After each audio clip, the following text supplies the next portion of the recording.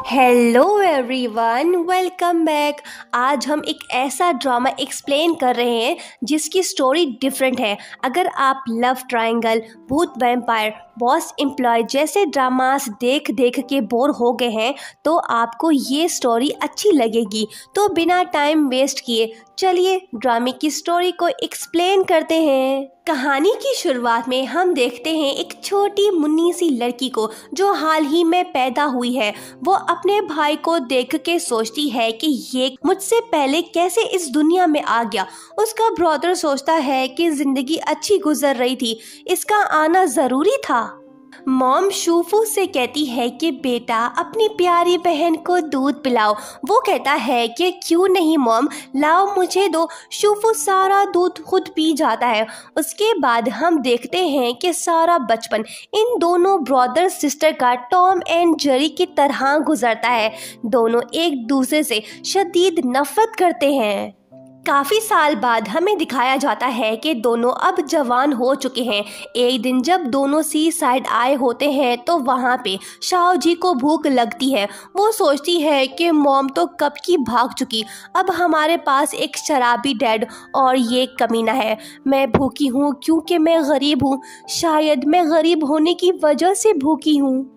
शूफू उससे कहता है कि बहना भूख लग रही है, जल्दी से कुछ ऑर्डर करो ना।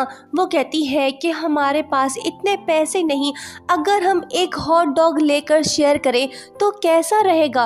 वो कहता है कि ठीक है चलेगा, मैं सिर्फ एक बाइट लूँगा। ये सुन के शाओ जी खुश होती है और सोचती है कि उसका ब्रदर फाइनली सुधर गया है। जब वो हॉट डॉग लेके वहाँ से जा रही होती है तो तभी भाई उससे कहता है कि खुदा के वास्ते थोड़ा दे दे बाबा। बहनें होती ही रहम दिल है। वो रुकती है और कहती है कि रो मत, देती हूँ पर एक बाइट लेना। ऑफर मिलते ही शूफू क्या करता है आप खुद देख लें। शाओ जी का मीटर घूम गया है। वो उसे कहती है कि मुझे लगता है कि तुम्हें अपनी जिंदगी प्यारी नहीं, टपोरी जलील इंसान। मुझे भी भूख लग रही थी, तुमने मुझे बहुत सताया है, अब मेरी बारी है। शाओ जी अपने भाई को खूब लाते घूसे मार के अपनी भड़ास निकालती है। नेक्स्ट डे शाओ जी सोचती है कि बस कुछ टाइम बच गया है, मैं न्यू हाई स्कूल जाने वाली हूँ। इस मनहूस से जान छूट जाएगी, ये वहाँ पे नहीं होगा। कुछ टाइम बाद उसे एक लेटर रिसीव होता है जिसे देख के वो खुश तो हो रही है, लेकिन पढ़ने के बाद उसे पता चलता है कि दरअसल उसे अपने भाई के स्कूल में एडमिशन मिली है। फिर क्या, ये लम्हा उसके लिए दर्दनाक है। वो ऐसा हरगिज नहीं चाहती है, वो अपने अनोइंग ब्रदर से दूर रहना चाहती है, पर अब ऐसा मुमकिन नहीं। शूफू उसे अपनी पुरानी बुक्स देता है। वो कहती है कि ये तो काफ़ी उजड़े हुए हैं, न्यू लेके दो। वो कहता है कि मैं कहाँ से लाऊं इतने पैसे, इनसे गुजारा कर लो। जब शाओ जी बुक्स देखती है तो उनकी कंडीशन बहुत ही ख़राब होती है। हर पेज शूफू के ड्राइंग से भरा हुआ है। वो उसे कहती है कि अबे गधे, इन बुक से मैं कैसे पढ़ पाऊंगी, सब मुझ पे हंसेंगे। वो कहता है कि हंसने दो, क्या फर्क पड़ता है। ये सुन के शाओ जी दुखी होती है। शूफू उसे कहता है कि ओके रो मत, मैं कल क्लास स्टार्ट होने से पहले तुम्हें न्यू बुक्स लेके पहुंचा दूंगा। वो कहती है कि झूठे मक्कार, मैं तुम पे बिलीव नहीं करती। वो कहता है कि अच्छा फिर कल देख लेना। नेक्स्ट मॉर्निंग शाओ जी जल्दी उठती है क्योंकि आज उसका हाई स्कूल में पहला दिन होगा। वो अपने ब्रदर से कहती है कि याद है ना प्रॉमिस। वो कहता है कि जल्दी से जाओ वरना तुम लेट हो जाओगी। स्कूल के पहले दिन लेट होना अच्छी बात नहीं। वो कहती है कि मेरी बात गौर से सुनो, अगर वहाँ पे कुछ गड़बड़ की तो मैं तुम्हें मार डालूंगी। अपने ब्रदर को धमकी देके वो घर से निकल पड़ती है। वो स्कूल पहुंचती है। जब वो अपने क्लास में जाती है तो वो वहाँ पे वेंग ई को देखती है। ये लड़की पूरे स्कूल में पॉपुलर है। शाओ जी मिडिल स्कूल में उसके साथ पढ़ चुकी है। वो जाके उससे मिलती है और उसे याद दिलाने की कोशिश करती है। वेंग ई उसे अपने फ्रेंड सर्कल में शामिल करती है। शाओ जी भी यही चाहती थी। पर कहानी में ट्विस्ट तब आता है जब दोनों बात कर रहे होते हैं कि तभी विंडो से कोई बैग जोर से फेंकता है जो सीधा जाके वैंग ई को लगती है। जब शाओ जी बैग देखती है तो उसे मालूम होता है कि ये बैग तो उसके भाई का है। वो बहुत गुस्सा होती है। शूफू कहता है कि अगर किसी को मेरा बैग लगा है तो सॉरी। वैंग ई कहती है कि क्या सॉरी काफ़ी है, मैं तुम्हारी शिकायत करूंगी। वो कहता है कि ओके, क्या तुम्हारे अब्बा जी डीन है, जो करना है करो। जब शूफू की नज़र अपनी बहन पे पड़ती है तो वो उसका नाम लेने ही वाला होता है, पर शाओ जी ऐसा नहीं चाहती। अगर वैंग ई को पता चला कि ये बंदर उसका ब्रदर है तो वो उससे फ्रेंडशिप नहीं करेगी। इसी डर की वजह से शाओ जी बैग लेके जोर से अपने भाई की तरफ फेंकती है। बेचारा शूफू नीचे गिर पड़ता है। शाओ जी उसे इशारों में समझाते हुए कहती है कि खबरदार, अगर किसी को बताया कि तुम मेरे भाई हो।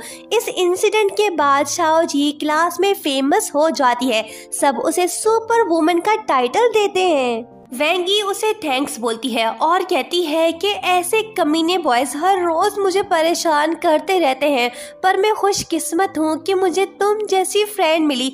शाओ जी उसे कहती है कि फिक्र मत करो, अभी वो स्टूपिड तुम्हें परेशान नहीं करेगा, मैं तुम्हें उससे प्रोटेक्ट करूँगी। उसके बाद जब फर्स्ट क्लास स्टार्ट होती है तो टीचर सबको पेज नंबर 113 ओपन करने को कहती है। जब शाओ जी अपनी बुक देखती है तो वो न्यू वाली नहीं होती। उसके भाई ने फिर से उसे उल्लू बनाया। जब टीचर उसे पढ़ने को कहती है तो शाओ जी पढ़ नहीं पाती। वो वर्ड को गलत प्रोनाउंस करती है क्योंकि पूरा बुक तो उसके भाई की ड्राइंग से भरी हुई है। सब क्लासमेट्स उस पे हंसते हैं। वो शर्मिंदा होती है, उसे टीचर से डांट पड़ती है। वैंग ई शाओ जी से कहती है कि ये हेयर क्लिप तुम मुझे दो, मैं तुम्हें लौटा दूंगी। जब दोनों प्लेग्राउंड जाते हैं तो वहीं शूफू बास्केटबॉल नेट से लटक रहा होता है। वो अपनी सिस्टर को पुकारते हुए कहता है कि प्लीज़ मुझे सेव करो। वैंग ई कहती है कि ये तो वही कमीना है। शाओ जी उसे वहाँ से ले जाती है ताकि उसका सीक्रेट पता ना चले। उसके बाद दोनों जाते हैं रेस्ट रूम, पर शूफू बदले की भावना में जल रहा है। वो वहीं पहुंचता है, पर इस बार भी वो गलती करता है। वो अपनी बहन की जगह वैंग ई को निशाना बनाता है।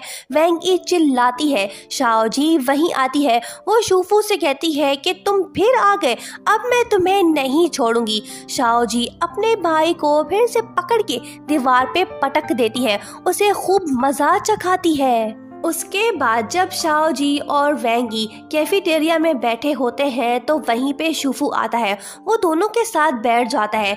वैंग ई उसे कहती है कि कितने बेशर्म हो, फिर से आ गए। वो कहता है कि क्या तुम बैरी हो, मैं अपनी सिस्टर से बात करने आया हूँ। ये बात सुन के सभी स्टूडेंट्स शॉक्ड होते हैं। वैंग ई शाओ जी से कहती है कि तुमने मुझसे झूठ क्यों बोला, ये छिछोरा तो तुम्हारा भाई निकला, मुझे तुमसे फ्रेंडशिप नहीं करनी। वैंग ई के नाराज होने के बाद शाओ जी बहुत दुखी होती है और वहाँ से चली जाती है। शूफू उसके पीछे जाता है। वो उससे बात करने की कोशिश करता है, पर शाओ जी उसे कहती है कि आज तुम्हारी वजह से मेरी बहुत इंसल्ट हुई है। अब मैं तुम्हारी शक्ल भी देखना नहीं चाहती हूँ। मैं तुमसे बहुत नफरत करती हूँ, तुम बहुत बुरे हो। ये इमोशनल बातें कह के शाओ जी वहाँ से चली जाती है। अपने भाई से नाराज होने के बाद शाओ जी को हम दुखी देखते हैं। तभी वहीं पे उसकी एक क्लासमेट आती है। ये है माओ माओ। उसकी बातें सुन के शाओ जी का मूड ठीक हो जाता है। माओ माओ और शाओ जी दोनों फ्रेंड्स बन जाते हैं। जब शाओ जी उदासी की हालत में घर पहुंचती है तो देखती है कि उसकी टेबल पे न्यू बुक्स पड़े होते हैं। ये बुक्स उसका भाई बाय करके लाया है। शाओ जी उससे कहती है कि तुम्हारे पास तो पैसे नहीं थे। वो कहता है कि बस अरेंज कर लिए, मैंने अपना प्रॉमिस पूरा किया।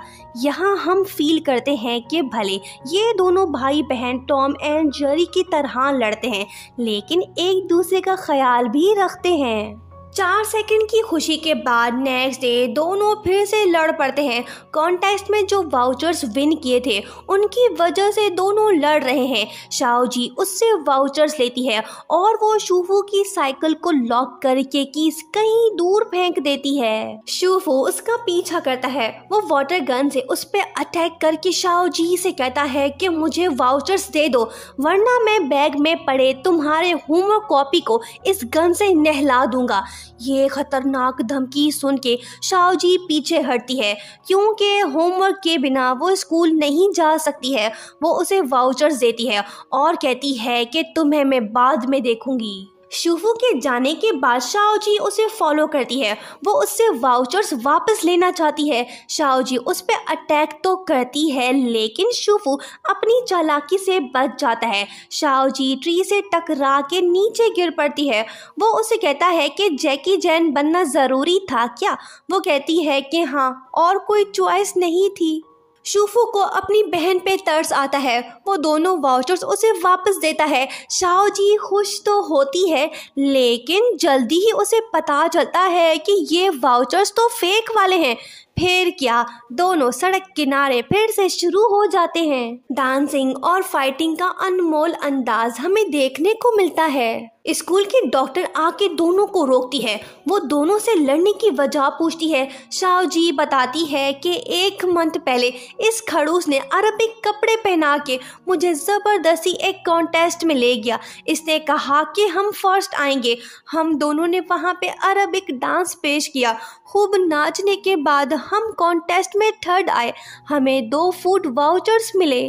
कहानी सुन के डॉक्टर साहिबा दोनों से कहती है कि फिर तुम दोनों साथ में क्यों नहीं चले जाते हो? शाओजी कहती है कि कभी नहीं, मैं अपने दुश्मन के साथ नहीं जाने वाली। शूफू कहता है कि मेरे बगैर तुम नहीं जा सकती हो, वाउचर्स को पढ़ लो। डॉक्टर दोनों से कहती है कि ठीक है, अगर तुम दोनों साथ में नहीं जाना चाहते हो तो किसी और को ले जाओ। जो पहले किसी को लाएगा मैं उसे ये वाउचर्स दूंगी।